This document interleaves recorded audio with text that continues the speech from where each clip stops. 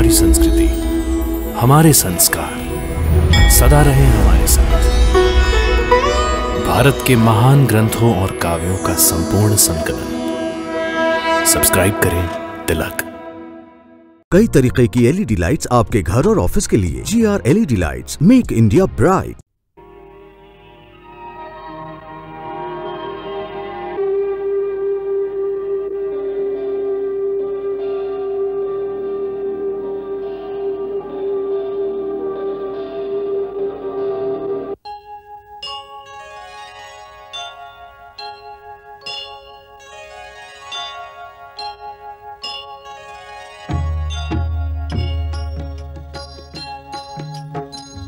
सीताराम चरित अति पावन, मधुर सरस अरु अति मन भावन।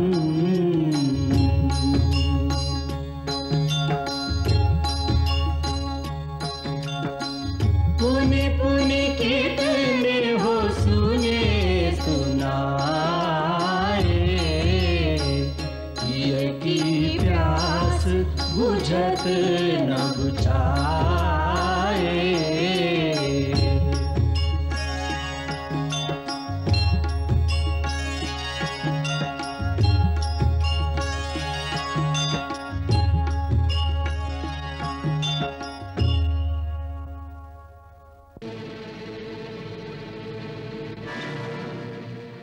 हनुमान जी, आप वीर तो हैं ही, अब पता चला चतुर भी बहुत है।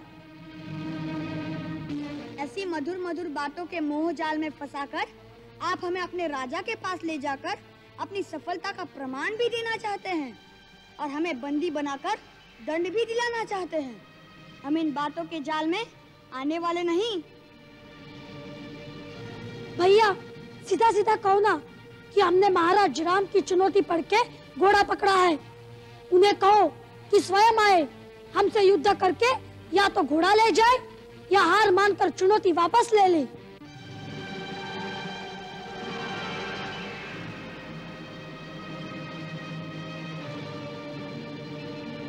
परंतु आपने परिचय तो दिया ही नहीं।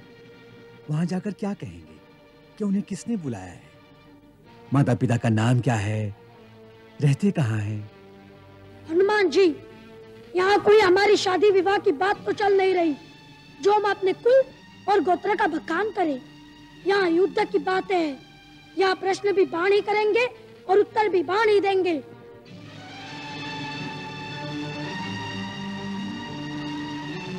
आपको हमारी बात स्वीकार है तो जाइए, और यदि लड़ना है फिर वार कीजिए।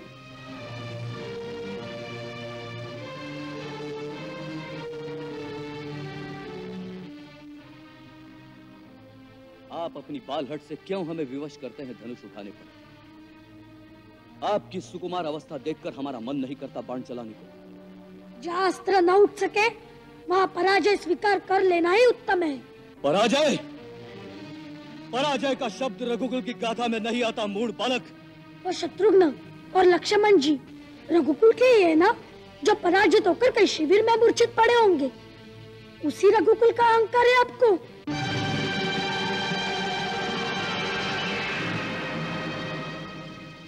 तुम दिखने में तो मनोहर दिखाई देते हो, परंतु अंदर से उतने ही विषैले हो। ऐसे फल को तो तुरंत काट देना चाहिए।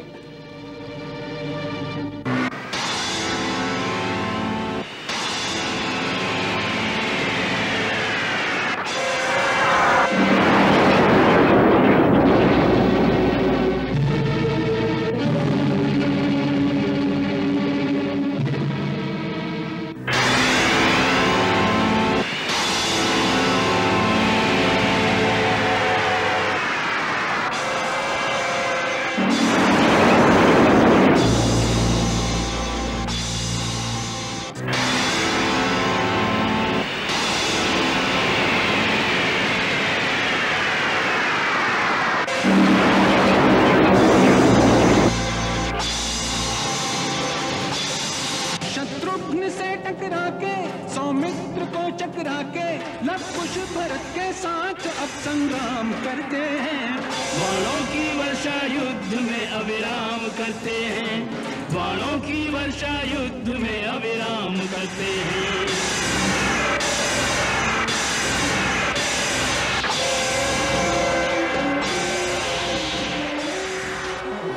राम स्वयं जब तक निर्णय को न आएंगे, अश्वमेध का अश्वन लव कुश लौटाएंगे।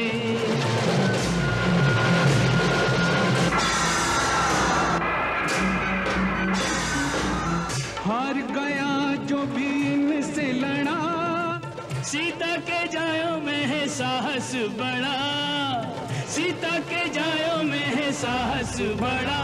लिखी चुनौती पढ़ के बैठे हैं ये भी अड़के, क्षत्रिय सुलभ कौशल भरा हर काम करते हैं, बाणों की वर्षा युद्ध में अविराम करते हैं, बाणों की वर्षा युद्ध में अविराम करते हैं।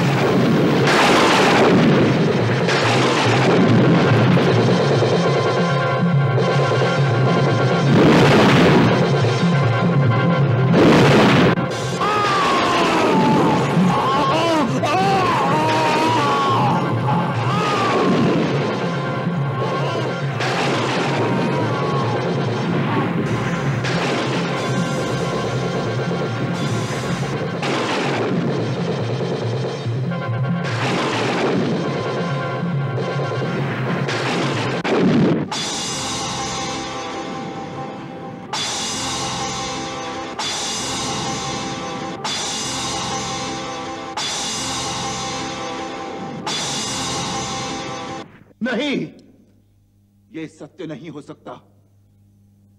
भरत, सुग्रीव और हनुमान एक साथ पराजित हो गए। जी महाराज। यज्ञ का अश्व अभी तक मुनि कुमारों के पास ही है। जी महाराज।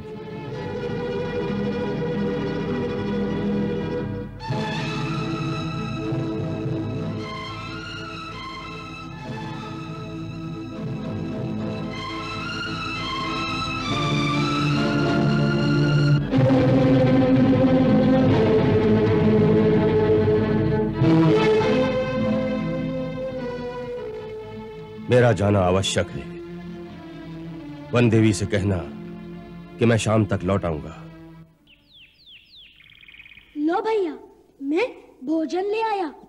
मैंने सोचा न जाने महाराज राम को आने में कितनी देर लग जाए, तब तक हम भोजन तो खा ले। अरे हम अकेले कैसे खाएंगे? श्री हनुमान जी भी तो भूखे होंगे। परंतु वे ये सूखी रोटी खाएंगे? पूछना तो चाहिए। चलो।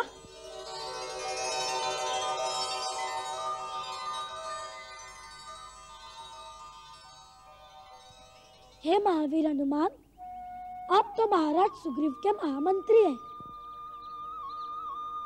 किष्किंधा के राजमहलों में सुंदर और स्वादिष्ट भोजन खाने की आदत होगी, परंतु हम तो ठहरे वनवासी और ब्रह्मचारी। हमारे पास तो ये सूखी रोटी है, उसे से आपकी सेवा कर सकते हैं।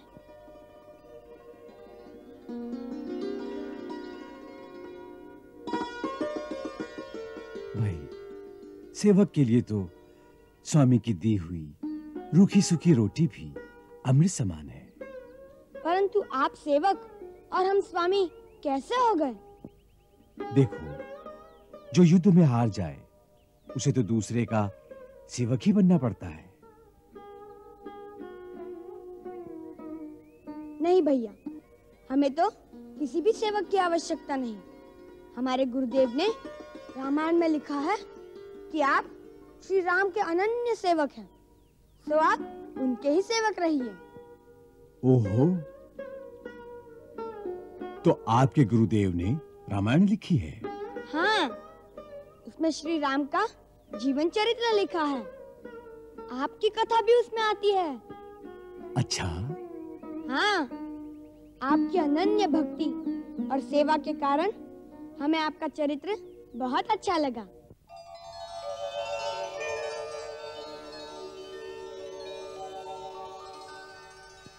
मुझे भी आप दोनों बहुत अच्छे लगते हैं।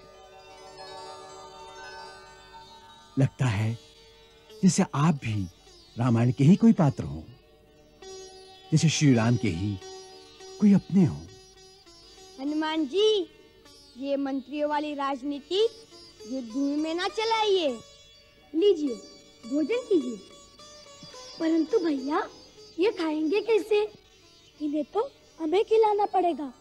मैं अपने हाथ से इन्हें खिलाता हूँ। नहीं नहीं, आपके हाथ से अपनी सेवा कराऊं, ये नहीं हो सकता। आप अपना भोजन करिए। एक प्राणी हमारे सामने भूखा हो और हम भोजन कर ले, ये क्षात्र धर्म तो क्या, मानव धर्म के भी विरुद्ध है, पाप है। लव, इनके हाथ खोल दो। भैया, लेकिन इनके हाथ खोल देंगे तो? नहीं नहीं, ये वीर पुरुष है। हाथ खोलने पर भी ये उसका अनुचित लाभ नहीं उठाएंगे। देखिए हनुमान जी, हम केवल आपके भोजन के लिए हाथ खोल रहे हैं।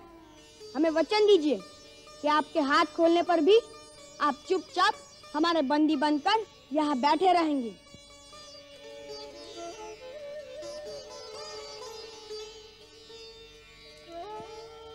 हे क्षत्रिय कुमारों, आपने तो अपने गुणों से मुझे सदा के लिए बंदी बना लिया है।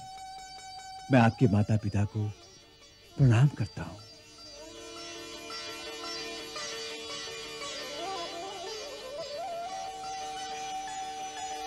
लव, इनके हाथ खोल दो।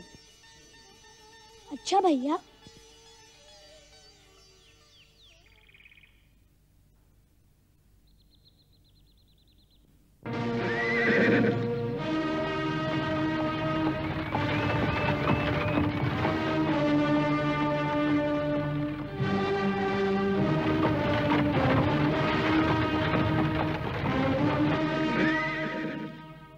लगता है अब तो महाराज सचमुच स्वयं आ गए हैं। आने दो।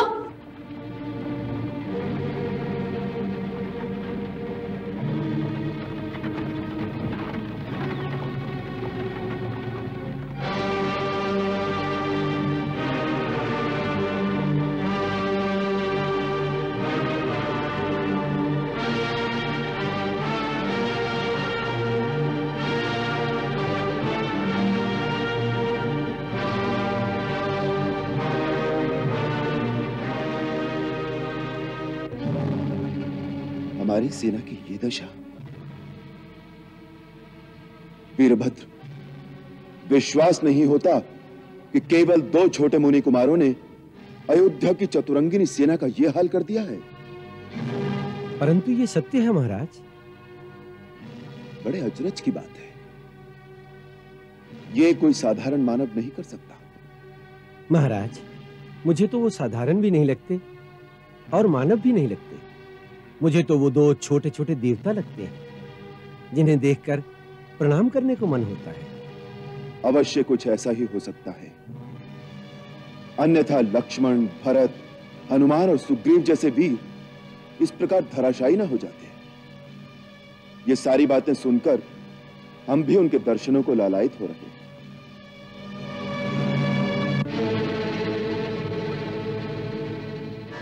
वो देखिए महाराज, उनके दर्शन हो गए। वो दोनों वीर पेड़ों के उस ओर खड़े हैं।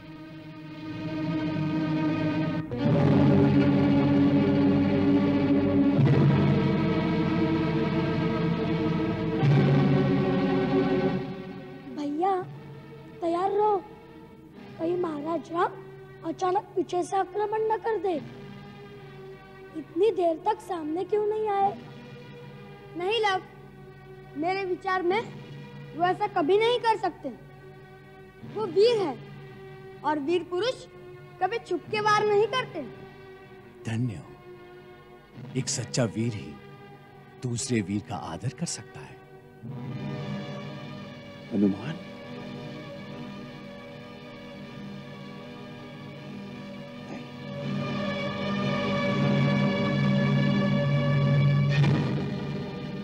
रथ आगे ले चलो।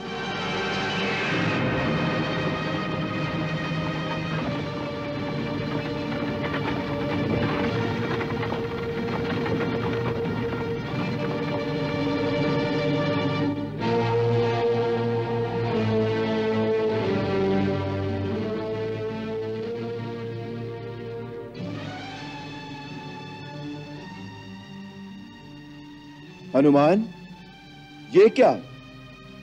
तुम जैसा परमवीर इस प्रकार दुबक कर बैठा है? प्रभु, इस समय मैं अपनी वीरता नहीं दिखा सकता। मैं आपकी कोई सहायता नहीं कर सकता। मैं इनका बंदी हूं।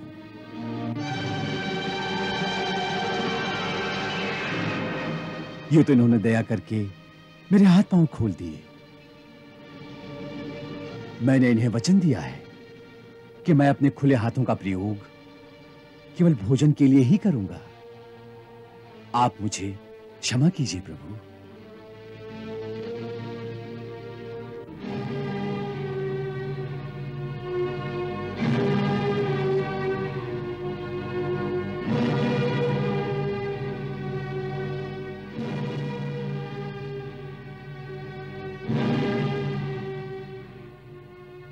तुम दोनों को देखकर यह विश्वास नहीं होता कि ऐसे कोमल कोमल अंगों वाले 2 सुकुमार बालकों ने अयोध्या की चतुरंगिनी सेना के साथ साथ लक्ष्मण, भरत, शत्रुघ्न और सुग्रीव जैसे योद्धाओं को पछाड़ दिया है। महाबली हनुमान को बंदी बनाकर बिठा रखा है। यह कैसे सत्य हो सकता है? वैसे तो सत्य स्वयं सिद्ध होता है महाराज। फिर भी यदि आपको प्रमाण की आवश्यकता है तो ये जीता जागता प्रमाण आपके सामने है। आपके परम भक्त वीर हनुमान हमारे सत्य की पुष्टि करेंगे। हाँ प्रभु, ये परम सत्य है कि इन दोनों ने ही अपने दिव्य अस्त्रों से अयोध्या के समस्त योद्धाओं को एक ऐसी मूर्छा में डाल दिया है कि इतने दिनों में किसी को अब तक चेतना नहीं आई। मैं इन दोनों के माता पिता को बारंबार प्रणाम करता हूं, जिन्होंने ऐसे चमत्कारी पुत्रों को जन्म दिया है। सुन लिया? अब तो विश्वास हो गया ना कि आपके इस सेना का ये हाल हम ही ने किया है। अब क्या कहते हैं आप?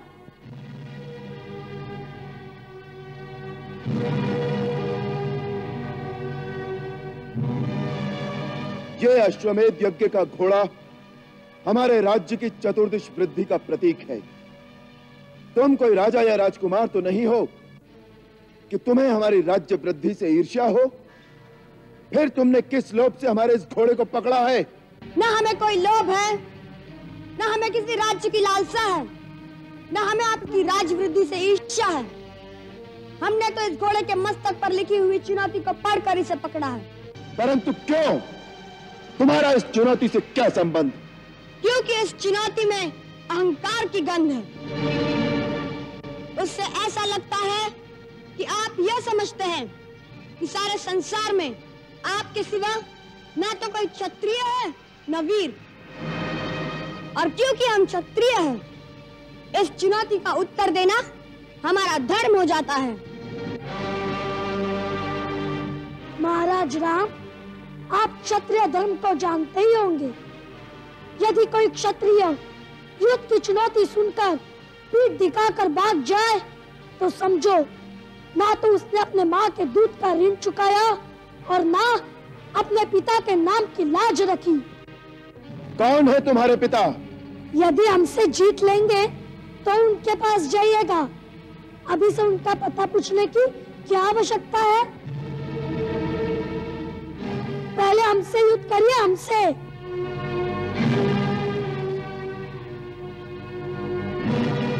सोच क्या रहे हैं? उठाइए धनुष। तुम्हारे गुरु ने तुम्हें कोई तंत्र विद्या सिखाई है? क्यों? क्योंकि जो कार्य तुमने किया है वो अवश्य दंड देने योग्य है, परंतु तुम्हें देखकर हमारे मन में न तो दंड देने की इच्छा हो रही है और न तुमसे युद्ध करने की। मेरी अवस्था भी यही है। मैं तो यही सोच रहा हूँ कि आप किसी मोहिनी मंत्र का जाप कर रहे हैं।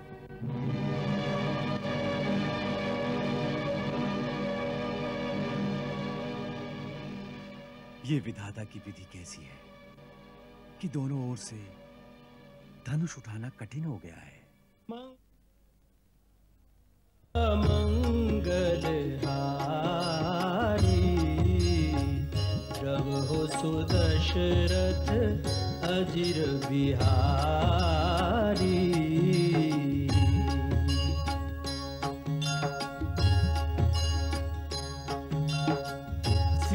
सीताराम चरित अति पावन मधुर सरस अरु अति मन भावन।